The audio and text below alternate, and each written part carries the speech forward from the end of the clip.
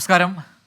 ഒരു വിയോഗ വാർത്ത അത് തന്നെയാണ് ഇന്നൊരു പക്ഷേ ഏറ്റവും കൂടുതൽ നേരം വാർത്തയിൽ ഇടം നേടിയൊരു വാർത്തയായി വന്നത്. CPM general secretary Sitaram Yechury അന്തരിച്ചു എന്ന വാർത്ത ഉച്ചയ്ക്ക് ശേഷമാണ് പുറത്തുവന്നത്. കുറേ നാളുകളായി അദ്ദേഹം ആശുപത്രിയിലായിരുന്നു, ഗുരുതരമായ സ്ഥിതിയായിരുന്നു എന്ന് പാർട്ടി തന്നെ നേരത്തെ പറഞ്ഞതുമാണ്. ഇന്നാണ് അന്ത്യം സംഭവിച്ചത്. ശ്വാസകോശ അണുബാധയെ തുടർന്ന് ഡൽഹി എയിംസിൽ തീവ്രപരിചരണ വിഭാഗത്തിൽ ചികിത്സയിലായിരുന്നു സീതാറാം യെച്ചൂരി. അത് 72 വയസ്സായിരുന്നു അദ്ദേഹത്തിന്. മൃതദേഹം എയിംസ് മോർച്ചറിയിലേക്ക് മാറ്റി നാളെ വീട്ടിലും മറ്റന്നാൾ പാർട്ടി ആസ്ഥാനമായ AKG ഭവനിലും പൊതുദർശനമുണ്ടാകും. ന്യൂമോണിയ ബാധയെ തുടർന്ന് കഴിഞ്ഞ ആഗസ്റ്റ് 19-നാണ് സീതാറാം യെച്ചൂരിയെ ഡൽഹി എയിംസിൽ പ്രവേശിപ്പിച്ചത്.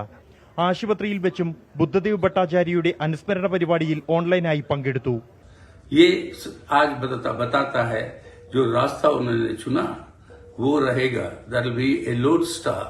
for the communist movement in the future.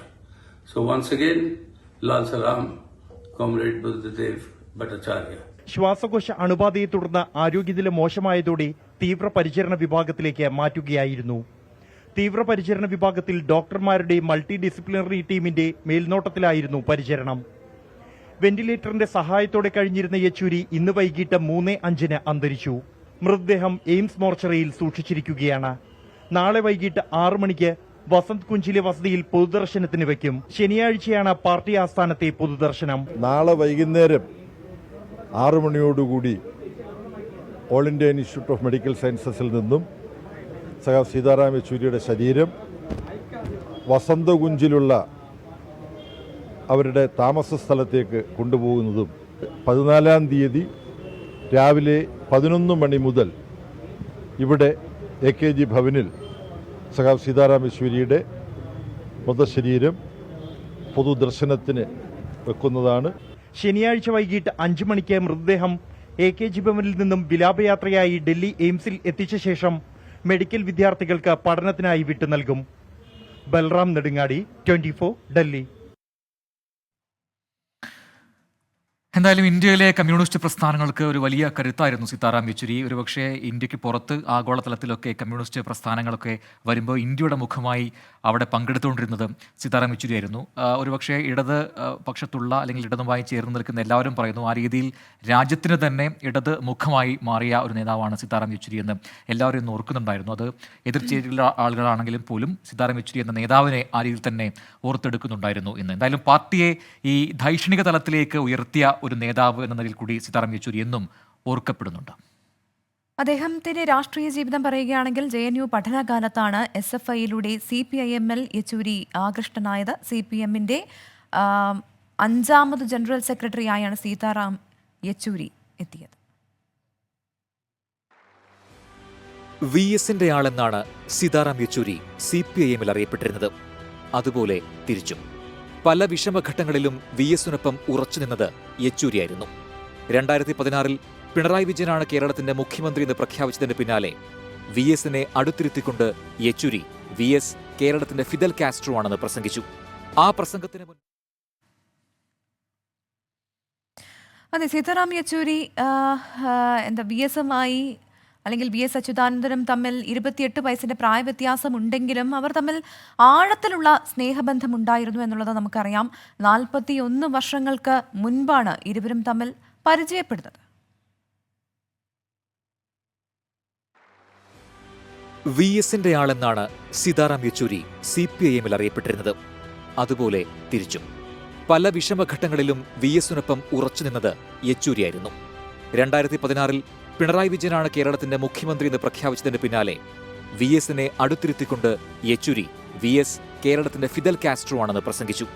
ആ പ്രസംഗത്തിന് മുൻപ് മുഖ്യമന്ത്രി പദം പിണറായി വിജയൻ നൽകുകയാണെന്ന് യെച്ചൂരി VSനോട് പറയുകയും അദ്ദേഹം അതിന് സമ്മതം മൂളുകയും ചെയ്തിരുന്നു. VSന്റെ ആളാണോ താങ്കൾ എന്ന ചോദ്യത്തോട് അദ്ദേഹത്തിന്റെ മൂല്യങ്ങളും ഗുണങ്ങളും താൻ മാനിക്കുന്നു എന്നായിരുന്നു യെച്ചൂരിയുടെ മറുപടി.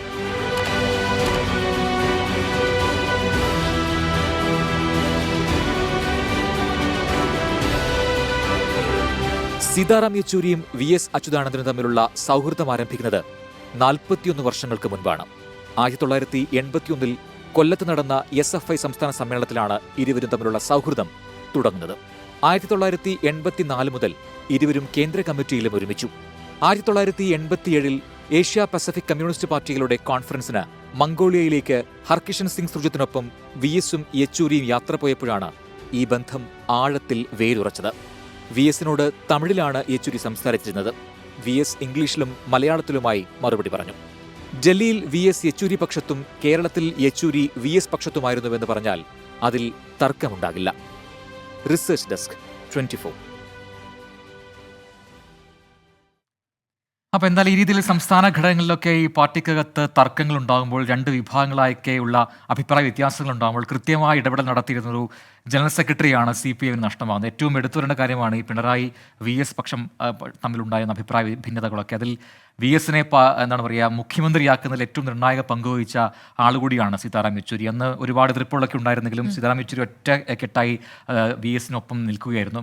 അടുത്ത തവണ അല്ലെങ്കിൽ 2016 പിണറായിയെ മുഖ്യമന്ത്രിയാക്കുന്ന സമയത്തും കൃത്യമായ ഒരു ഇടപെടൽ സീതാറാം യെച്ചൂരിയുടെ ഭാഗത്തുണ്ടാകുന്നത് നമ്മൾ കണ്ടിട്ടുണ്ടായിരുന്നു. അന്ന് VSനെയൊക്കെ എഴുന്നേൽപ്പിക്കാൻ ഏറ്റവും മുൻപന്തിയിൽ ഉണ്ടായ ആളാണ്. ഒരു സൗമ്യമായ മുഖം കൂടിയായിരുന്നു. ആ ഒരു സൗഹൃദം എപ്പോഴും ഇങ്ങനെ സൂക്ഷിക്കുമായിരുന്നു സീതാറാം യെച്ചൂരി. അതാണ് ഇപ്പോൾ നമ്മൾ കണ്ട സ്റ്റോറിയിലും പറയുന്നത്. VSുമായി അത്രയും അടുത്ത ബന്ധമുണ്ടായിരുന്നു. അദ്ദേഹം പറഞ്ഞു കഴിഞ്ഞാൽ അത് തള്ളിക്കളയാനാകാത്ത വിധത്തിലുള്ള ഒരു ബന്ധം ഇരുവർക്കും ഇടയിൽ ഉണ്ടായിരുന്നു എന്നാണ് മനസ്സിലാക്കേണ്ടത്. എന്തായാലും ഏറ്റവും പ്രധാനപ്പെട്ട ഒന്ന്, SFIയിലൂടെ കടന്നു വന്ന് CPIന്റെ അമരത്തേക്ക് എത്തിയ ഒരാളാണ് ഇപ്പോൾ നഷ്ടമാകുന്നത്. അതായത് 22-ാം വയസ്സിൽ SFIയിൽ ചേരുന്നു, പിന്നീട് 10 വർഷം കൊണ്ട് CPIന്റെ ഒരു കേന്ദ്ര കമ്മിറ്റിയിലേക്ക് അദ്ദേഹം എത്തിയെന്ന് പറഞ്ഞു കഴിഞ്ഞാൽ അദ്ദേഹത്തിൻ്റെ പ്രാഗൽഭ്യം അത്രമാത്രമുണ്ട് എന്ന് പറയേണ്ടി വരും. പ്രകാശ് കാരാട്ടുമായി ഒക്കെ ഈ JNUവിൽ നടത്തിയിട്ടുള്ള അദ്ദേഹത്തിൻ്റെ സമര വഴികൾ, ഒപ്പം തന്നെ അവിടുത്തെ SFIയെ വേദുറപ്പിക്കുന്ന രീതിയിലുള്ള പ്രവർത്തനങ്ങൾ, ഇതെല്ലാം അദ്ദേഹത്തിൻ്റെ രാഷ്ട്രീയ ജീവിതത്തിലുടനീളം അദ്ദേഹത്തിന് കരുത്തായി മാറിയതാണ്. അങ്ങനെയാണ് പിന്നീട് 2015 മുതൽ പാർട്ടിയുടെ അഖിലേന്ത്യാ ജനറൽ സെക്രട്ടറി എന്ന പദത്തിലേക്ക് അദ്ദേഹം ഉറച്ചെത്തിയതും. നിലപാടുകളിൽ ഉറച്ചു നിൽക്കാനുള്ള വ്യഗ്രത, കാര്യങ്ങളെപ്പറ്റി പഠിച്ചു മാത്രം അഭിപ്രായം പറയുന്ന പ്രകൃതം, ഇതൊക്കെ മറ്റു പല രാഷ്ട്രീയ നേതാക്കളിൽ നിന്നും സീതാറാം യെച്ചൂരിയെ വേറിട്ടു നിർത്തി. സാമ്പത്തിക ശാസ്ത്രമായാലും രാഷ്ട്രീയമായാലും യെച്ചൂരിയുടെ വാക്കുകൾക്ക് ജനം കാതോർത്തത് അതുകൊണ്ടാണ്.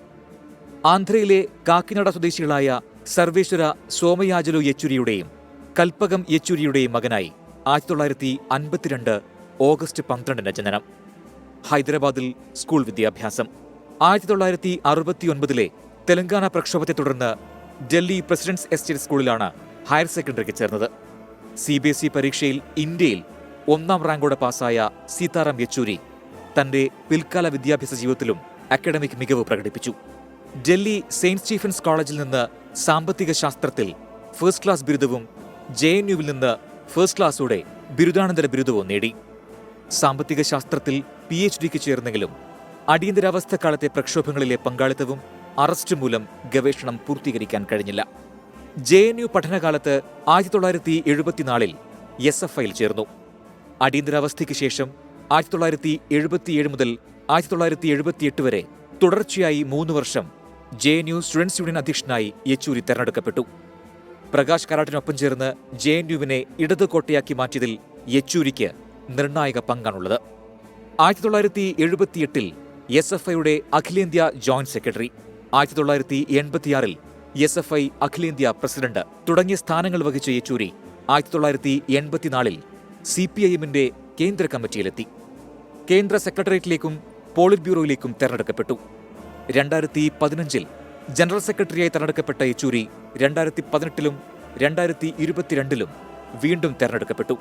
2005 മുതൽ രാജ്യസഭാംഗവും കഴിഞ്ഞ 20 വർഷമായി പീപ്പിൾസ് ഡെമോക്രസിയുടെ എഡിറ്ററുമായിരുന്നു സീതാറാം യെച്ചൂരി.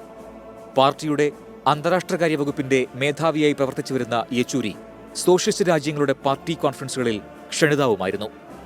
1996 P. ചിദംബരവുമായി ചേർന്ന് ഐക്യമുന്നണി സർക്കാരിന്റെ പൊതുമിനിമം പരിപാടി തയ്യാറാക്കുന്നതിലും 2004 UPA സഖ്യം കെട്ടിപ്പടുക്കുന്നതിലും നിർണായക പങ്കാണ് യെച്ചൂരി വഹിച്ചത്. ദ വയറിന്റെ എഡിറ്ററായ സീമ കിസ്റ്റിയാണ് ഭാര്യ. 2021 കോവിഡിനെ തുടർന്ന് പത്രപ്രവർത്തകനായിരുന്ന മകൻ ആശിഷ് യെച്ചൂരി മരിച്ചു. മകൾ അഖില യെച്ചൂരി യൂണിവേഴ്സിറ്റി ഓഫ് എഡിൻബറയിൽ ചരിത്രാധ്യാപികയാണ്. Research desk 24. അങ്ങനെ എല്ലാ തരത്തിലും സമുന്നതനായ ഒരു നേതാവായിരുന്നു സീതാറാം യെച്ചൂരി എന്നതിൽ യാതൊരു സംശയവുമില്ല. പ്രത്യേകിച്ച് പാർട്ടിയെ സംബന്ധിച്ച് വലിയ കരുത്തായിരുന്നു അദ്ദേഹത്തിന്റെ ഇടപെടൽ. പല പ്രശ്നങ്ങൾ വരുമ്പോഴും അതുതന്നെയാണ് ഇവിടെ കമന്റ് ബോക്സിൽ നമുക്ക് നിരവധി കമന്റുകളിൽ കാണാൻ സാധിക്കുന്നത്. തോമസ് കുട്ടി കലഞ്ഞൂര് പറയുന്നുണ്ടായിരുന്നു, എന്റെ പ്രിയ സഖാവിന് കണ്ണുനീരിൽ ചാലിച്ച വിട, ഒരുപാട് ഇഷ്ടമായിരുന്നു യെച്ചൂരി സഖാവിനെ. റോയ് ഡാനിയൽ പറയുന്നത് great leader, biggest loss of Indian democracy എന്ന് പറയുന്നുണ്ട്. അങ്ങനെ പലരും അദ്ദേഹത്തെ ആ രീതിയിൽ തന്നെ ഓർത്തെടുക്കുന്നുണ്ട്. അവസാന കമ്മ്യൂണിസ്റ്റ് ഞങ്ങളോട് വിട പറഞ്ഞു എന്ന രീതിയിൽ അദ്ദേഹത്തിന് പൂർണ്ണമായും അങ്ങനെ ഒരു ടൈറ്റിൽ കൊടുക്കുന്നു. ദിയ മിതാജ് അല്ലേ എന്ന് പറയുന്നൊരു പ്രേക്ഷകൻ. അങ്ങനെ ഒരുപാട് പേർ യെച്ചൂരിയെ സ്മരിക്കുന്നുണ്ട്. അൽ അമീൻ തങ്ങൾപ്പടി പറയുന്നു, രാഷ്ട്രീയ പോരാട്ടങ്ങളുടെ മാത്രമല്ല തന്ത്രങ്ങളുടെയും സഖാവായിരുന്നു സീതാറാം യെച്ചൂരി. അസാധ്യമായ രാഷ്ട്രീയ സഖ്യങ്ങൾ രൂപീകരിക്കുന്നതിനും നയങ്ങൾ തയ്യാറാക്കുന്നതിനും അഗ്രഗണ്യനായിരുന്നു സഖാവ് യെച്ചൂരി എന്ന് പറയുന്നത്. UPA സർക്കാരിൻ്റെ ഒക്കെ സമയത്ത് അദ്ദേഹത്തിൻ്റെ ഇടപെടൽ ആ രീതിയിൽ തന്നെയാണ് വിലയിരുത്തപ്പെട്ടത്. അപ്പോൾ നിങ്ങളുടെ കമൻറ്റുകളൊക്കെ പോരട്ടെ. എന്തായാലും ഇന്ന് പാട്ട് ഇല്ല, സാരമില്ല, അടുത്ത ദിവസങ്ങളിൽ കൂടുതൽ പാട്ടുകൾ വരിക എന്ന് ദ ലേസിസ് ക്യൂൻ എന്ന് പറയുന്ന പ്രേക്ഷക മഹേഷ് ചോദിക്കുന്നുണ്ട്, പ്രജൻ പ്രവിത എന്ന പാട്ട് പാടുമ്പോ നിക്കണോ പോണോ എന്ന് ചോദിക്കുന്നുണ്ട്. ഒരു മരണവാർത്തയൊക്കെ ഉള്ളപ്പോൾ നമ്മൾ അങ്ങനെ ഒരു പാട്ട് പാടുന്നത് അതിലൊരു മാത്രമല്ല ഈ സീതാറാം യെച്ചൂരി മാത്രമല്ല, നമുക്കറിയാം ഇന്നലെ അപകടത്തിൽ പരിക്കേറ്റ് ചികിത്സയിരിക്കാൻ മരിച്ച ജെൻസൺ. നമ്മുടെയൊക്കെ വേദനയാണ്. ജെൻസന്റെ സംസ്കാര ചടങ്ങുകളൊക്കെ ഇന്നാണ് നടന്നത്. അങ്ങനെ മൊത്തത്തിലൊരു സങ്കട ദിനമായിരുന്നു ഇന്ന് പറയാം. അതുകൊണ്ടാണ് പാട്ടുകളൊക്കെ നമ്മൾ ഒഴിവാക്കിയത്. Good night with Prajan and Pravitha തുടരുകയാണ്. ഇനി സങ്കടകരമായ റിപ്പോർട്ടിലേക്കാണ് കടക്കുന്നത്. ഉരുൾപൊട്ടൽ ദുരന്തഭൂമിയിൽ പ്രിയതമയ്ക്ക് കരുതലിന്റെ കുട നിവർത്തിയ ജെൻസണും ഒടുവിൽ നിത്യതയിലേക്ക് മടങ്ങി. വാഹനാപകടത്തിൽ മരിച്ച ജെൻസന് നാട് കണ്ണീരോടെ വിട നൽകി. അമ്പലവയൽ ആണ്ടൂർ നിത്യസഹായ മാതാ പള്ളി സെമിത്തേരിയിലാണ് ജെൻസന് അന്ത്യനിദ്ര.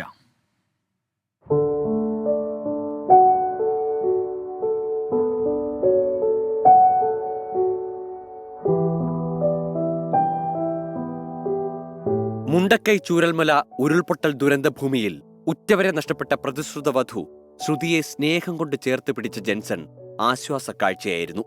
ഇന്ന് ചങ്കു തുളയ്ക്കുന്ന നോവായി അമ്പലവയലിലെ വീട്ടുമുറ്റത്ത്.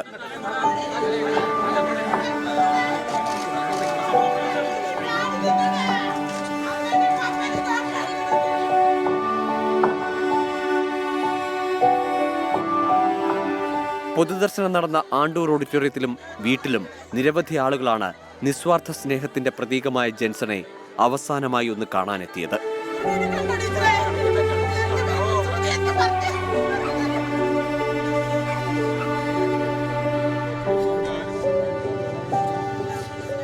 ജില്ലാ കളക്ടർ മേഘശ്രീ, MLA മാർ, പഞ്ചായത്ത് പ്രതിനിധികൾ എന്നിവർ ജെൻസന്റെ വീട്ടിലെത്തി അന്തിമോപചാരമർപ്പിച്ചു. ഒടുവിൽ അമ്പലവയൽ ആണ്ടൂർ നിത്യസഹായ മാതാ പള്ളി സെമിത്തേരിയിൽ സംസ്കാരം.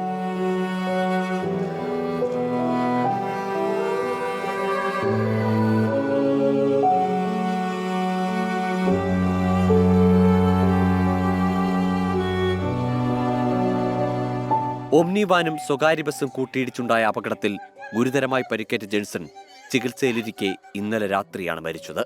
ഇനി കണ്ണീരോർമ്മ. 24 വയനാട്. വിയോഗം എന്നും ദുഃഖമാണ്. ഇപ്പോൾ അത് ആര് മരിച്ചാലും നമുക്ക് വലിയ ദുഃഖമാണ്. പക്ഷേ ഈ മരണത്തിന്റെ ദുഃഖത്തിന്റെ ആഴം അത് നമുക്ക് പറയാനാകാത്ത തരത്തിലുള്ളതാണ്. കാരണം ഒക്കെ നമ്മൾ അത് തന്നെയാണല്ലോ പറഞ്ഞത്. അപ്പോൾ ശ്രുതി എന്ന് പറയുന്ന ആ പെൺകുട്ടിക്കുണ്ടായ ജീവിതത്തിലെ നഷ്ടങ്ങളുടെ പട്ടികയിലേക്ക് ഒരു പേര് കൂടി വരുന്നു. പക്ഷേ ആ നാടും ഒക്കെ ജെൻസനെ വിളിച്ചത് അപ്പു എന്നാണ്. അങ്ങനെ പ്രിയപ്പെട്ട അപ്പു ശ്രുതിക്ക് വിട ചൊല്ലുന്ന രംഗവും നമ്മളിന്ന് കണ്ടു. പാതിവഴിയിൽ ഇട്ടുപോകുന്നു എന്നൊരു വലിയൊരു എന്താണ് പറയുക ദുഃഖം. അത് ആ കുട്ടീനെ എത്ര നാൾ അലട്ടും എന്നറിയില്ല.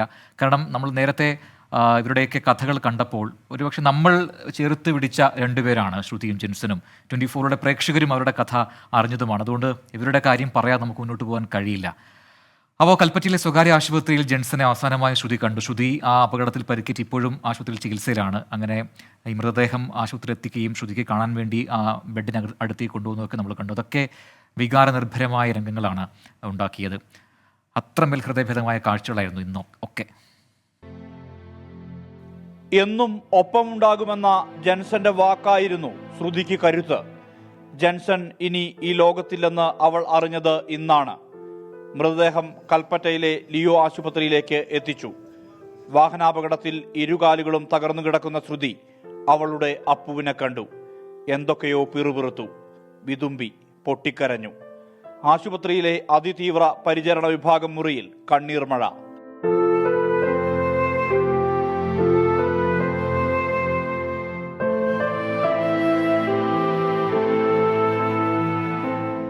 ഇന്നലെ സത്യത്തിൽ ശ്രുതി കണ്ടത് ജെൻസന്റെ ചലനമറ്റതായ ബോഡിയെയാണ് കണ്ടത്. പക്ഷേ ആ കുട്ടി എന്ന് പറഞ്ഞത് എന്നെ കോഴിക്കോട് മിംസിലേക്ക് എന്നെ മാറ്റണം, ഞാൻ അവിടെയാണ് ജോലി ചെയ്തത്, എനിക്കറിയാം അവിടെ പോയാൽ പിന്നെ എനിക്ക് കൂട്ടുകാരൊക്കെ ഉണ്ട്, പിന്നെ പോകുന്ന കൂട്ടത്തിൽ ഞാൻ ജെൻസനെയും കൂട്ടും, ഞാൻ ലോകത്തെവിടെയും പോയി അവനെ ചികിത്സിക്കും, ജെൻസൺ ഇല്ലെങ്കിൽ ഞാനില്ല, അങ്ങനെയൊക്കെയാണ് പറയുന്നത്. പക്ഷേ നമ്മൾ മരിച്ചു എന്നുള്ള വാക്കൊഴികെ ബാക്കിയെല്ലാം ആ കുട്ടിയോട് പറയാൻ ശ്രമിച്ചു.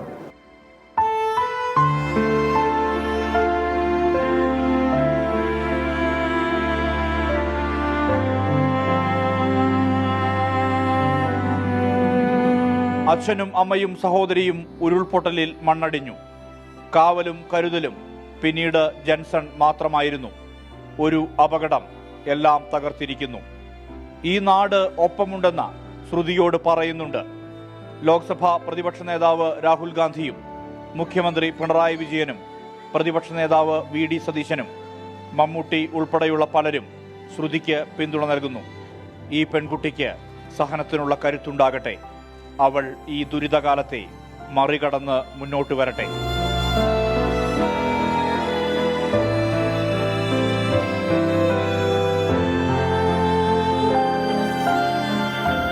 സുർജിത് അയ്യപ്പത്ത്, 24 വയനാട്. ഇവിടെ ഓക്കെ എന്നൊരു ഐഡിയയിൽ നിന്ന് പറയുന്ന പോലെ ചിരകാല ജീവിതത്തിൽ ചിതൽ തിന്നിടാത്ത ചിലതെല്ലാം ഉണ്ട് ഈ ചിതയിൽ വെക്കാൻ എന്ന് ഓർത്തെടുക്കുന്നു എന്ന് പറയുന്നു.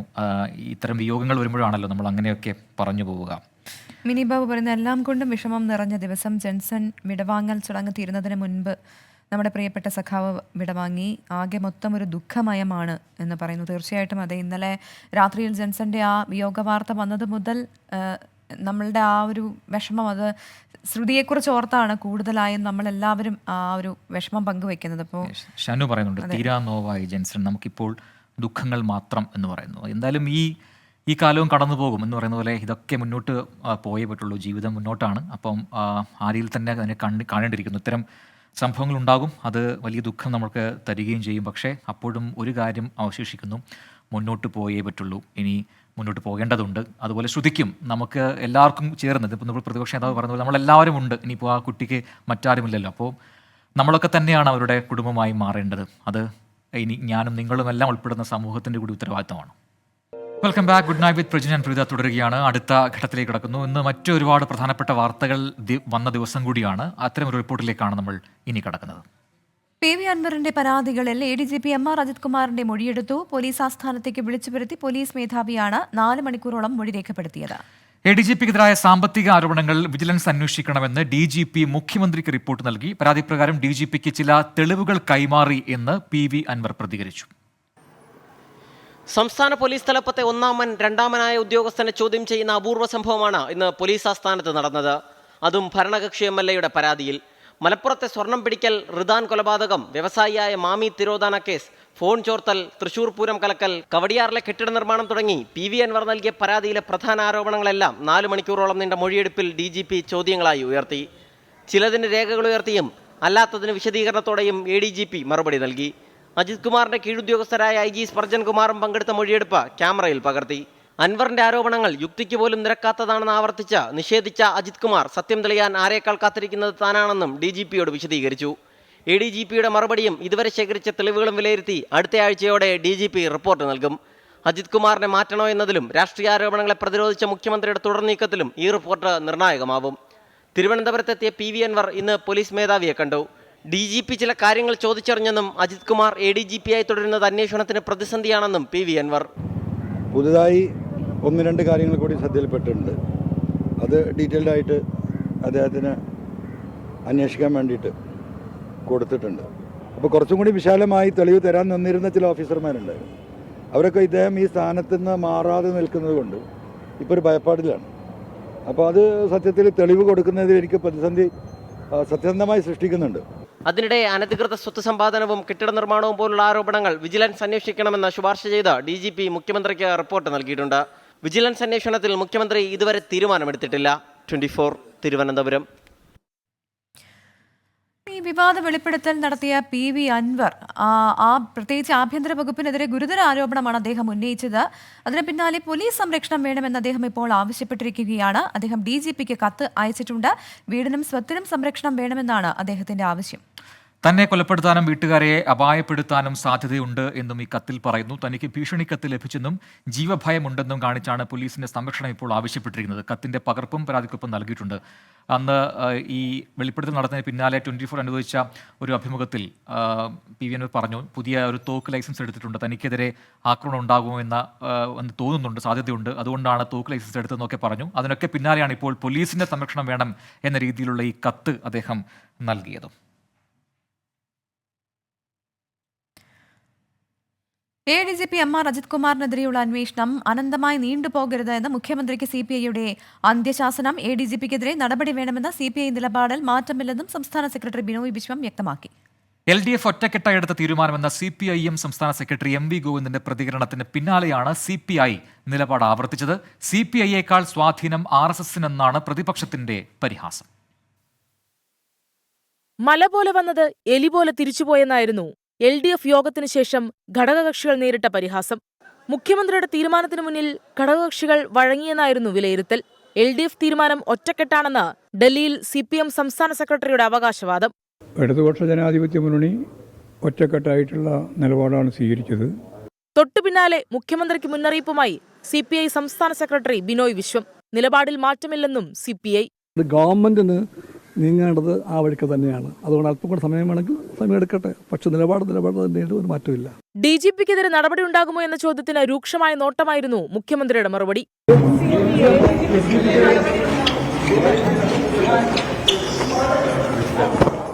LDF യോഗത്തിൽ ഘടകകക്ഷികളെ അടിച്ചിരുത്തിയെന്ന വിമർശനം ശക്തമാക്കുകയാണ് പ്രതിപക്ഷം. ദശാബ്ദങ്ങളുടെ ബന്ധമാണ് LDFിലെ ഘടകകക്ഷികൾക്ക് CPMമായിട്ടുള്ളത്. അവരൊന്നും പറയുന്നതിനോ അവരുടെ ആവശ്യങ്ങൾക്കോ ഒരു വിലയില്ല. LDFിലെ ഘടകകക്ഷികൾ എന്തൊക്കെയാ പറഞ്ഞു കൂട്ടിയത്, അതൊക്കെ സാഹിബിനെ കാണുമ്പോൾ കവാത്ത് മറക്കുകയാണ്. ഇതോടെ ADGPക്കെതിരെ DGP നടത്തുന്ന അന്വേഷണ റിപ്പോർട്ട് LDFിലും പ്രത്യാഘാതങ്ങൾ ഉണ്ടാക്കുമെന്നുറപ്പ്.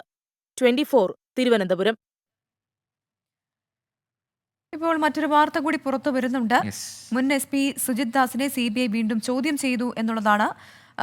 എന്തായാലും ഇത് ഈ താമർ ജെഫ്രിയുടെ മരണവുമായി ബന്ധപ്പെട്ടാണ്. കസ്റ്റഡി മരണ കേസിലാണ് ആ ചോദ്യം ചെയ്യലെന്ന് മനസ്സിലാക്കുന്നു. അൻവറുമായുള്ള ഫോൺ സംഭാഷണം പുറത്താതിന് പിന്നാലെയാണ് CBIയുടെ ഈ നീക്കം. തിരുവനന്തപുരത്തെ CBI ഓഫീസിൽ വിളിച്ചു വരുത്തിയാണ് മുൻ SP സുജിത് ദാസിനെ ചോദ്യം ചെയ്തതോടെ വ്യക്തമാകുന്നത്. അതിന്റെ കൂടുതൽ വിവരങ്ങളിലേക്ക് അല്പസമയത്തിനകം നമുക്ക് എത്താൻ കഴിയുമെന്ന് പ്രതീക്ഷിക്കുന്നു. മറ്റൊരു റിപ്പോർട്ടിലേക്ക് പോകാം. അഭിനേതാക്കളുടെ സംഘടനയായ അമ്മ പിളർപ്പിലേക്ക് പുതിയ ട്രേഡ് യൂണിയൻ ആരംഭിക്കാനുള്ള സാധ്യതകൾ തേടി 20ഓളം താരങ്ങൾ ഫെഫ്കയെ സമീപിച്ചു. പുതിയ നീക്കം അമ്മയിലെ ആരും അറിഞ്ഞിട്ടില്ല എന്ന് മുൻ വൈസ് പ്രസിഡന്റ് ജയൻ ചേർത്തല പ്രതികരിച്ചു. ഹേമ കമ്മിറ്റി റിപ്പോർട്ടിന് പിന്നാലെയുണ്ടായ പൊട്ടിത്തെറികളുടെ പശ്ചാത്തലത്തിലാണ് അമ്മയ്ക്ക് ബദലായി പുതിയ സംഘടനയെന്ന ആവശ്യമുയരുന്നത്. ട്രേഡ് യൂണിയൻ രൂപീകരണവുമായി ബന്ധപ്പെട്ട് 20 മുൻനിര താരങ്ങൾ സിനിമാ മേഖലയിലെ വിവിധ ട്രേഡ് യൂണിയനുകളുടെ കൂട്ടായ്മയായ ഫെഫ്കയെ സമീപിച്ചു. അവർ പ്രധാനമായിട്ടും ഒരു ട്രേഡ് യൂണിയൻ രൂപീകരിച്ച് എങ്ങനെയാണ് മുമ്പോട്ട് പോകേണ്ടത്, അതിൻ്റെ പ്രവർത്തനങ്ങൾ എவ்விധമായിരിക്കണം, എന്തൊക്കെയായിരിക്കാം അത് നേരിടുന്ന വെല്ലുവിളികൾ, ഇങ്ങനെ തുടങ്ങിയ കാര്യങ്ങൾ 2008 മുതൽ ഇതിൽ പ്രവർത്തിക്കുന്ന ഒരാളെന്ന നിലയിൽ എന്നോട് ചർച്ച ചെയ്തതാണ്. ട്രേഡ് യൂണിയൻ രൂപീകരിക്കാനുള്ള തീരുമാനം അമ്മ സംഘടനയുടേതല്ലെന്ന മുൻ വൈസ് പ്രസിഡന്റ് ജയൻ ചേർത്തല. അമ്മ സംഘടന അറിഞ്ഞിട്ടില്ല, അമ്മയിലെ 506 പേരും അറിഞ്ഞിട്ടില്ലെന്നാണ് എന്റെ വിശ്വാസം. അങ്ങനെ ആരെങ്കിലും ഇട്ടിട്ട് പോകുന്ന എനിക്ക് അറിഞ്ഞൂടാ, അത് ഉണ്ണികൃഷ്ണൻ സാറല്ലേ പറയേണ്ടത്. സംഘടനയുടെ നിയമാവലിയോട് വിയോജിച്ച ട്രേഡ് യൂണിയൻ രൂപീകരിക്കുന്നവർ ആ വഴി പോകട്ടെ എന്ന നടൻ ജോയി മാത്യു പ്രതികരിച്ചു. ഈ ബൈലോയോട് വിയോജിപ്പ് രേഖപ്പെടുത്തിയിട്ട് ഞങ്ങൾ സംഘടന ഉണ്ടാക്കുകയാണെന്ന് പറഞ്ഞ് ട്രേഡ് യൂണിയൻ ഉണ്ടാക്കുന്നവരുണ്ടാക്കിക്കോട്ടെ. അമ്മ എന്നുള്ള സംഘടന വെൽഫെയർ ഓർഗനൈസേഷനാണ്, ട്രേഡ് യൂണിയൻ സ്വഭാവം ഇല്ല അതിന്. അമ്മയുടെ പ്രവർത്തന രീതികളോട് എതിർപ്പുള്ളവരാണ് പുതിയ ട്രേഡ് യൂണിയൻ ആലോചനകൾക്ക് പിന്നിൽ. പുതിയ നീക്കങ്ങൾ സംഘടനയിൽ പിളർപ്പുണ്ടാക്കുമോ എന്നാണ് കാത്തിരുന്നു കാണേണ്ടത്. 24 കൊച്ചി. എന്തായാലും ഈ വിവാദ വിഷയങ്ങളിൽ ഇന്ന് ഫെഫ്ക ചില അഭിപ്രായ പ്രകടനങ്ങൾ നടത്തുന്നത് നമ്മൾ കണ്ടു. മലയാള സിനിമയിൽ ലൈംഗിക അതിക്രമവും ലഹരി ഉപയോഗവും ഉണ്ട് എന്ന് സംബന്ധിച്ചാണ് ഫെഫ്ക ഇന്ന് രംഗത്തെത്തിയത്. ഹേമ കമ്മിറ്റി റിപ്പോർട്ടിൽ പരാമർശിച്ചവരുടെയും പവർ ഗ്രൂപ്പിൽപ്പെട്ടവരുടെയും പേരുകൾ പുറത്തുവിടണം എന്നും ഫെഫ്ക ആവശ്യപ്പെട്ടു. ഇതിനിടെ സിനിമാ നയരൂപീകരണ സമിതിയിൽ നിന്ന് B ഉണ്ണികൃഷ്ണൻ ഒഴിഞ്ഞു. ഹേമ കമ്മിറ്റി റിപ്പോർട്ടിനെതിരെ രൂക്ഷ വിമർശനമാണ് ഫെഫ്കയുടേത്. വിവരശേഖരണത്തിനായി WCCയെ ഹേമ കമ്മിറ്റി വിശദമായി കണ്ടപ്പോൾ നിർമ്മാതാക്കളുടെ സംഘടന, അമ്മ, ഫെഫ്ക അംഗങ്ങൾ എന്നിവയിലെ സ്ത്രീകളെ ഒഴിവാക്കി. ഹേമ കമ്മിറ്റി റിപ്പോർട്ടിൽ പരാമർശിച്ച 15-അംഗ പവർ ഗ്രൂപ്പിലെ അംഗങ്ങളുടെ പേരുകളും പുറത്തുവരണം. 15-അംഗ പവർ ഗ്രൂപ്പും മാഫിയയും എന്നത് സാക്ഷികളിൽ ചിലർ പ്ലാൻ ചെയ്തതാണെന്നും ബി ഉണ്ണികൃഷ്ണൻ. ഈ 15-അംഗ പവർ ഗ്രൂപ്പ് എന്ന് പറയുന്നത് വളരെ സ്പെസിഫിക് ആയിട്ടുള്ള ഒരു നമ്പറാണ്. 15 അംഗങ്ങളെയും ലിസ്റ്റ് ചെയ്യേണ്ടതാണെന്നാണ് ഞങ്ങൾ വിശ്വസിക്കുന്നത്. ഒരു പേര് പുറത്തു വന്നില്ലെങ്കിലും ഈ 15-അംഗ പവർ ഗ്രൂപ്പിന്റെ പേര് പുറത്തു വരണം. സിനിമയിൽ ലൈംഗികാതിക്രമം ഉണ്ടെന്നത് വാസ്തവമാണ്. ലൈംഗികാതിക്രമം തുറന്നു പറയാൻ തയ്യാറായതിൽ WCCക്ക് നിർണായക പങ്കുണ്ട്. സിനിമാ സെറ്റുകളിൽ രാസലഹരി അടക്കം വ്യാപകമാണെന്നും ബി ഉണ്ണികൃഷ്ണൻ. വലിയ രീതിയിൽ രാസലഹരി, ആൽക്കഹോൾ അല്ലാത്ത ലഹരി ഉപയോഗിക്കുന്നുണ്ട്. അത് സെറ്റിലെ സമാധാന അന്തരീക്ഷത്തിന് ഭീഷണിയാണ് എന്ന് സ്ത്രീകൾ ഞങ്ങളോട് പറഞ്ഞിട്ടുണ്ട് ഇതിനകത്ത്. അത് തീർച്ചയായിട്ടും അതിന് നിയമപരമായിട്ടുള്ള പരിഹാരം തേടേണ്ടതുണ്ടെങ്കിൽ തീർച്ചയായിട്ടും തേടണം. സിനിമയിൽ നിന്നും WCC അംഗങ്ങളെ വിലക്കിയെന്ന നടി പാർവതി തിരുവോത്തിന്റെ ആരോപണം തെറ്റാണെന്ന് കണക്കുകൾ സൂചിപ്പിക്കുന്നതായി ഫെഫ്ക ഭാരവാഹികൾ അവകാശപ്പെട്ടു. ക്യാരവാനിൽ രഹസ്യ ക്യാമറയെന്ന നടി രാധികയുടെ ആരോപണവും ഫെഫ്ക തള്ളി. ഞങ്ങൾ സിനിമയിലെ ലൈംഗിക അതിക്രമത്തെ ഒരു യാഥാർത്ഥ്യമായി അംഗീകരിക്കുന്നു. പല അടരുകളുള്ള സങ്കീർണതയാണ് അതിനുള്ളത്. ഇതിനിടെ നയരൂപീകരണ സമിതി യോഗത്തിലെ അംഗത്വം ഒഴിഞ്ഞെന്ന് ബി ഉണ്ണികൃഷ്ണൻ പ്രഖ്യാപിച്ചു. സർക്കാരിനെ തീരുമാനം അറിയിക്കുകയും ചെയ്തു. 24 കൊച്ചി. മുൻപ് നമ്മൾ സൂചിപ്പിച്ച വാർത്തയുടെ കൂടുതൽ വിശദാംശങ്ങളിലേക്ക് കടക്കുകയാണ്. സലീം മാലിക് ചെയ്തിട്ടുണ്ട്. സലീം, ഈ മുൻ SP സുജിദാസിനെ CBI ചോദ്യം ചെയ്തെന്നുള്ള വാർത്തയാണ് അല്പസമയം മുമ്പ് പുറത്തു വന്നത്. എന്താണ് ഈ താനൂർ കസ്റ്റഡി മരണ കേസിലാണ് ചോദ്യം ചെയ്തത് മനസ്സിലാക്കുന്നത്? എന്തൊക്കെ കാര്യങ്ങൾ ചോദിച്ചറിഞ്ഞു എന്നൊക്കെയുള്ള വിവരങ്ങൾ പുറത്തു വരുന്നുണ്ടോ? പ്രവിത, നേരത്തെ ഈ താനൂർ കസ്റ്റഡി മരണവുമായി ബന്ധപ്പെട്ട്, താമർ ജിഫ്രയുടെ കസ്റ്റഡി മരണവുമായി ബന്ധപ്പെട്ട് ഇവരെ ഈ സുജിത് ദാസിനെ ഒരിക്കൽ CBI ചോദ്യം ചെയ്തിരുന്നതാണ്. പക്ഷേ അന്ന് തനിക്കൊന്നും അറിയില്ല. ഈ കസ്റ്റഡിയുമായി ബന്ധപ്പെട്ട കസ്റ്റഡിയിൽ എടുത്തത് പോലും, ഡാൻസ് സംഘം താമർ ജിഫ്രയെ കസ്റ്റഡിയിൽ എടുത്തത് പോലും താൻ അറിഞ്ഞിരുന്നില്ല എന്നുള്ളതായിരുന്നു CBIക്ക് നൽകിയിരുന്ന മൊഴി. അതിനുശേഷം പിന്നീടാണ് PV അൻവർ MLAയുമായി സുജിത് ദാസ് നടത്തിയ ഒരു ഫോൺ സംഭാഷണം പുറത്തു വരുന്നത്. ആ ഫോൺ സംഭാഷണത്തിൽ കുറച്ചുകൂടി ഗൗരവമേറിയ വസ്തുതകൾ ഈ സുജിത് ദാസ് തന്നെ പറയുകയും ചെയ്തിരുന്നു. കസ്റ്റഡി താൻ അറിഞ്ഞിരുന്നു എന്നതുൾപ്പെടെയുള്ള കാര്യങ്ങൾ ഫോൺ സംഭാഷണത്തിൽ ഉണ്ടായിരുന്നു. അതിന്റെ കൂടി പശ്ചാത്തലത്തിലാണ് CBI ഒരിക്കൽ കൂടി സുജിത് ദാസിനെ ചോദ്യം ചെയ്യാൻ തീരുമാനിച്ചത്. അങ്ങനെ സുജിത് ദാസിനെ ഇന്ന് CBI തിരുവനന്തപുരത്തെ ഓഫീസിലേക്ക് വിളിച്ചു വരുത്തുകയായിരുന്നു. നിലവിൽ സസ്പെൻഷനിലായിട്ടുള്ള സുജിത് ദാസ് സ്വകാര്യ വാഹനത്തിൽ ഇന്ന് രാവിലെ 9 മണിയോടുകൂടി തിരുവനന്തപുരത്ത് എത്തി. അതിനുശേഷം 4 മണിക്കൂറിലധികം നീണ്ട ചോദ്യം ചെയ്യലൊടുവിലാണ് അദ്ദേഹം മടങ്ങിയത്. അതിനിടയിൽ CBI പ്രധാനപ്പെട്ട ചില കാര്യങ്ങൾ, കഴിഞ്ഞ തവണത്തെ ചോദ്യങ്ങൾ ഉൾപ്പെടെ കോർത്തു വെച്ചുകൊണ്ട് ചില ചോദ്യങ്ങൾ ചോദിച്ചു. സുജിത് ദാസിന്റെ മറുപടിക്ക് അതിന് മുകളിൽ ചില ചോദ്യങ്ങൾ കൂടി ചോദിച്ചു എന്നുള്ളതാണ് അറിയാൻ സാധിച്ചത്. നിലവിൽ സുജിത് ദാസിനോട് ചോദിച്ച പ്രധാനപ്പെട്ട കാര്യം, നേരത്തെ ഈ കസ്റ്റഡിയുമായി ബന്ധപ്പെട്ട് യാതൊരു അറിവും ഉണ്ടായിരുന്നില്ല എന്നാണ് പറഞ്ഞത്. പക്ഷേ ഫോൺ സംഭാഷണത്തിൽ അങ്ങനെയല്ല കേൾക്കുന്നത്. അതെന്തുകൊണ്ടാണ് അങ്ങനെ സംഭവിച്ചത് എന്നുള്ളതാണ് ചോദിച്ചത്. അതിൽ നൽകിയ മറുപടികൾ എന്തെന്ന് വ്യക്തമല്ല. അപ്പോഴും മുൻപത്തെ മൊഴിയും ഇപ്പോഴത്തെ മൊഴിയും തമ്മിലുള്ള വൈരുദ്ധ്യം ഉൾപ്പെടെ CBI പരിശോധിച്ചിട്ടുണ്ട്. എന്തായാലും ഈ 2 തവണത്തെയും ചോദ്യം ചെയ്യലിൽ നിന്നുള്ള ഉത്തരങ്ങൾ CBI ക്രോഡീകരിച്ചതിന് ശേഷം മറ്റ് നടപടികളിലേക്ക്, കേസുമായി ബന്ധപ്പെട്ട മറ്റ് നടപടികളിലേക്ക് കൂടി കടക്കാനാണ് നിലവിൽ CBI ഉദ്ദേശിക്കുന്നത്. പ്രവിത. ശരി, സലീം മാലിക്കാണ് വിവരങ്ങൾ. എന്തായാലും PV അൻവർ ഉന്നയിച്ചിട്ടുള്ള ആരോപണങ്ങൾ, അതിന് പിന്നാലെ ആ വെളിപ്പെടുത്തലിന് പിന്നാലെ ഇപ്പോൾ CBI കൂടി ഈ വിഷയം പരിശോധിക്കുന്നു എന്ന് പറയുമ്പോൾ അത് ഗൗരവമായി ആ CBI എടുക്കുന്നുണ്ട്, INC എടുക്കുന്നുണ്ട് എന്നാണ് മനസ്സിലാക്കേണ്ടത്. എന്തായാലും ചോദ്യം ചെയ്തതിൽ ഒരുപാട് വിവരങ്ങൾ ലഭിച്ചിട്ടുണ്ട് എന്ന സൂചനയാണ് ഇപ്പോൾ സലീം മാലിക് പങ്കുവച്ചത്. മറ്റൊരു റിപ്പോർട്ട്, അതെ, ആലപ്പുഴയിൽ നിന്നാണ്. കലബൂരൽ വയോധിക സുഭദ്രയെ കൊന്നുകുഴിച്ച മുടി സംഭവത്തിൽ പ്രതികളായ മാത്യൂസും ഷർമിളയും പിടിയിലായി. കർണാടകയിലെ മണിപ്പാലിൽ നിന്നാണ് ഇരുവരെയും പ്രത്യേക അന്വേഷണ സംഘം പിടികൂടിയത്. കഴിഞ്ഞ മാസം 7 രാത്രിയിൽ സുഭദ്രയെ കൊലപ്പെടുത്തിയ ശേഷം കുഴിച്ചു മൂടി എന്നാണ് പോലീസിന്റെ നിഗമനം. അപ്പോൾ ഈ 73 വയസ്സുള്ള വയോധിയെ കുഴിച്ചു മൂടിയത് എന്തിനാണ്?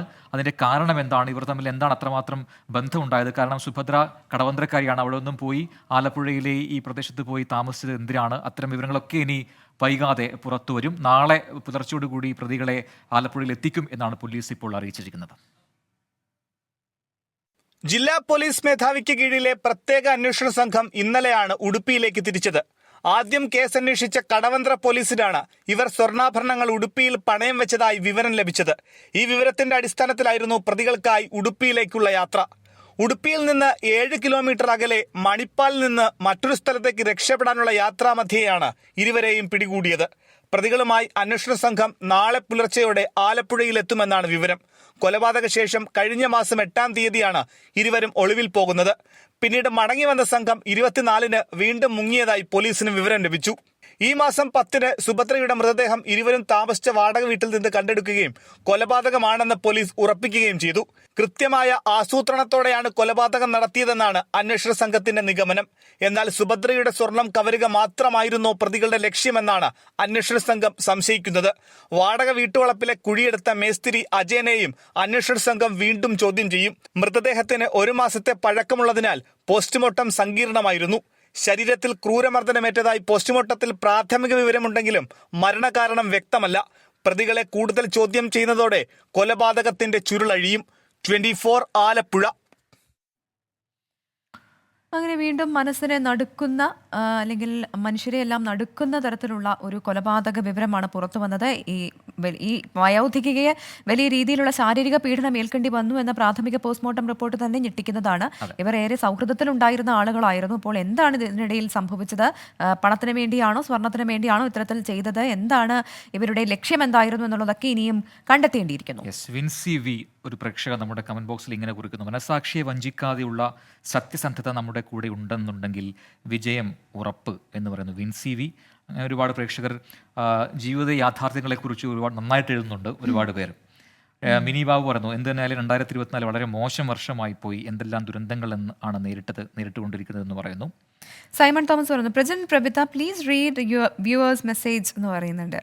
അതായത് നമ്മൾ മെസ്സേജ് ഇടയ്ക്ക് വായിക്കുന്ന വളരെ സീരിയസ് റിപ്പോർട്ടുകൾ ഉള്ളത് കൊണ്ടാണ് നമ്മൾ കൂടുതൽ കമൻസിലേക്ക് കടക്കാത്തത്. എന്തായാലും നമ്മൾ അതിൻ്റെ ഇടയിൽ പരമാവധി കമൻസ് വായിക്കാൻ ശ്രമിക്കുന്നുണ്ടല്ലോ. ഗുഡ് നൈറ്റ് ഷോ അതിൻ്റെ അവസാന ഘട്ടത്തിലേക്ക് കടക്കുകയാണ്. അപ്പോൾ ഇന്ന് ദേശീയതലത്തിൽ ഏറ്റവും കൂടുതൽ ചർച്ചയായ ഒരു വിവാദ വാർത്തയിലേക്കാണ് നമ്മൾ കടക്കുന്നത്. ചീഫ് ജസ്റ്റിസ് DY ചന്ദ്രചൂഡിന്റെ വസതിയിലെ ഗണപതി പൂജയിൽ പ്രധാനമന്ത്രി നരേന്ദ്രമോദി പങ്കെടുത്തതിൽ വിവാദം. മുതിർന്ന അഭിഭാഷകർ ചീഫ് ജസ്റ്റിസിന്റെ വിമർശിച്ച് രംഗത്ത് വരികയും ചെയ്തു. വ്യക്തിപരമായ സന്ദർശനമായി കാണാനാകില്ലെന്ന് ഓൾ ഇന്ത്യ ലോയേഴ്സ് യൂണിയൻ പ്രതികരിച്ചു. ഗണേശ ചതുർത്ഥിയോടനുബന്ധിച്ചുള്ള പൂജയിൽ പങ്കെടുക്കാൻ വേണ്ടിയാണ് പ്രധാനമന്ത്രി നരേന്ദ്രമോദി സുപ്രീംകോടതി ചീഫ് ജസ്റ്റിസ് DY ചന്ദ്രചൂഡിന്റെ വസതിയിലെത്തിയത്. ഇതിനെ സൗഹൃദ സന്ദർശനമായി കാണാൻ കഴിയില്ല എന്നാണ് ഉയർന്ന വിമർശനം. നീതിനിർവഹണ സംവിധാനത്തിന്റെ നിഷ്പക്ഷതയിൽ ചീഫ് ജസ്റ്റിസ് വിട്ടുവീഴ്ച ചെയ്തുവെന്ന് മുതിർന്ന അഭിഭാഷക ഇന്ദിരാ ജയ്സിംഗ് അഭിപ്രായപ്പെട്ടു. സന്ദർശനം അനുചിതമെന്ന് പ്രശാന്ത് ഭൂഷണും വിമർശിച്ചു. ജനങ്ങൾക്ക് ജുഡീഷ്യറിയിലുള്ള വിശ്വാസത്തെ ഹനിക്കുന്ന നടപടിയെന്ന് all India lawyers union general secretary PV Surendranath. എന്തുകൊണ്ടും ഇങ്ങനെയുള്ളൊരു സംഭവം ഇന്ത്യയിലെ ആകെയുള്ള ജനങ്ങളുടെ ജുഡീഷ്യറിയിലുള്ള വിശ്വാസത്തെ, അതിൻ്റെ സ്വാതന്ത്ര്യത്തെ, സ്വതന്ത്ര ഇൻഡിപെൻഡൻസിനെ, അതിലുള്ള കോൺഫിഡൻസിനെ നശിപ്പിക്കുന്ന തരത്തിലുള്ളതാണ്. ചീഫ് ജസ്റ്റിസ് സംശയനിഴലിലായെന്ന് ശിവസേന ഉദ്ധവ് വിഭാഗം നേതാവ് സഞ്ജയ് റൌത്ത് കുറ്റപ്പെടുത്തി. വിവാദം അനാവശ്യമാണെന്നും പ്രധാനമന്ത്രി ചീഫ് ജസ്റ്റിസിന്റെ വസതിയിൽ ഗണപതി പൂജയ്ക്കെത്തിയതിൽ അസ്വാഭാവികത ഇല്ലെന്നുമാണ് BJPയുടെ പ്രതികരണം. 24 ഡൽഹി. ഡൽഹിയിൽ ആ വാർത്ത അല്ലെങ്കിൽ ദേശീയ തലത്തിൽ വലിയ ചർച്ചയായ ഒരു വാർത്തയാണ്. പ്രത്യേകിച്ച് ചീഫ് ജസ്റ്റിസിന്റെ വസതിയിലേക്കാണ് പ്രധാനമന്ത്രി നരേന്ദ്രമോദി എത്തിയത്. അപ്പോൾ അതിനെ ഒരു സ്വാഭാവികമായിട്ടുള്ള സംഭവമായി കണക്കാക്കാനാകില്ല എന്നാണ് പല രാഷ്ട്രീയ പാർട്ടികളും പറയുന്നത്. ഇനി കേരളത്തിലേക്ക് വന്നു കഴിഞ്ഞാൽ അതിനൊരു കാര്യം പറയണ്ടേ, നാളെ തൊട്ട് നമ്മുടെ സമയക്രമത്തിൽ ചെറിയൊരു മാറ്റങ്ങളൊക്കെ ഉണ്ട്. പുതിയൊരു ഷോ കൂടി വരുന്നു.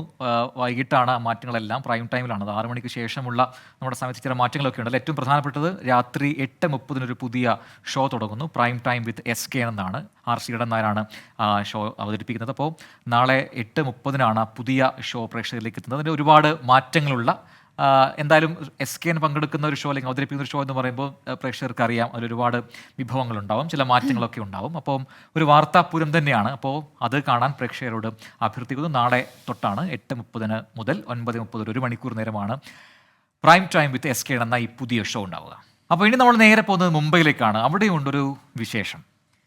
ഗണേശോത്സവത്തിന്റെ ഭാഗമായി രാജ്യത്തുടനീളം ഭക്തർ ഗണേശ വിഗ്രഹങ്ങൾ സ്ഥാപിച്ച് പ്രത്യേക പൂജകൾ നടത്തുന്നുണ്ട്. മഹാരാഷ്ട്രയിൽ ഇത് ഏറ്റവും പ്രധാനപ്പെട്ട ആഘോഷവുമാണ്.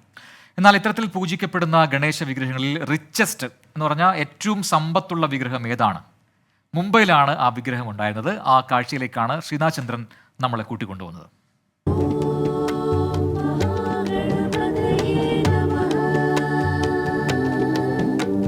മഹാരാഷ്ട്രയിലെങ്ങും ഗണേശോത്സവം വലിയ ആഘോഷമായി വിശ്വാസികൾ ഇങ്ങനെ കൊണ്ടാടുകയാണ്. മുംബൈയിലെങ്ങും ഇതുപോലെ വലിയ ഗണേശ വിഗ്രഹങ്ങൾ സ്ഥാപിച്ചുള്ള പൂജകൾ നമുക്ക് കാണാൻ വേണ്ടി കഴിയും. ഇവിടെ വളരെ സവിശേഷതയുള്ള പ്രത്യേകതയുള്ള ഒരു ഗണേശ വിഗ്രഹമുണ്ട്, ഒരു ഗണേശ മണ്ഡപമുണ്ട്. അവിടേക്ക് ആണ് നമ്മുടെ ഇന്നത്തെ യാത്ര.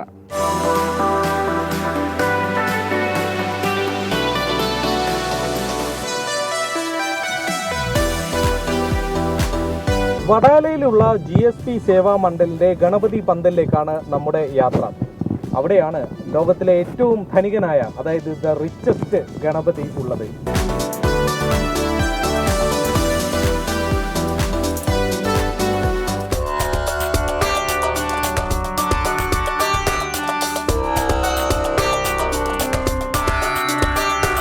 അങ്ങനെ നമ്മൾ വടാലയിലുള്ള GSP സേവാ മണ്ഡലിന്റെ ഗണേശ പന്തലിനകത്തേക്ക് എത്തിയിട്ടുണ്ട്. ഇപ്പോൾ സമയം ഏതാണ്ട് 1 മണിയാണ്.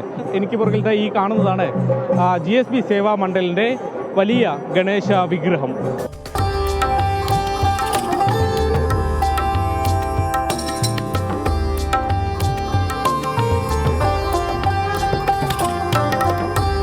അണിഞ്ഞിരിക്കുന്ന സ്വർണ്ണാഭരണങ്ങളുടെ തൂക്കം പരിശോധിക്കുമ്പോൾ മുംബൈയിലെ എന്നതല്ല, ലോകത്തിലെ തന്നെ ഏറ്റവും ധനികനായ ഗണേശ വിഗ്രഹം GSP സേവാ മണ്ഡലിലേതാണ്.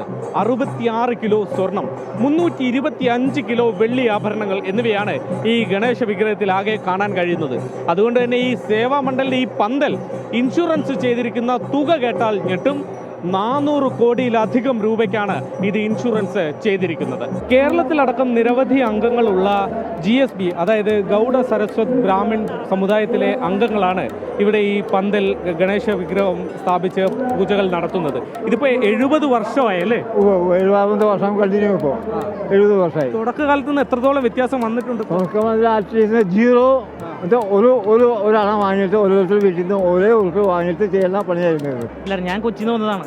ഞാൻ കൊച്ചിയിൽ നിന്ന് 2-3 ദിവസത്തേക്ക് സേവ ചെയ്യാൻ വേണ്ടി വന്നതാണ്. ഇവിടെ പ്രത്യേക പൂജ കഴിക്കാനെത്തുന്ന ഭക്തർക്കുള്ള പ്രസാദം അത് തയ്യാറാക്കുന്ന, അത് പാക്ക് ചെയ്യുന്ന ഇടത്തേക്കാണ് നമ്മൾ എത്തിയിട്ടുള്ളത്. സർ, ബത്തായി ഇധർ ക്യാ ക്യാ ഹോ രഹാ है?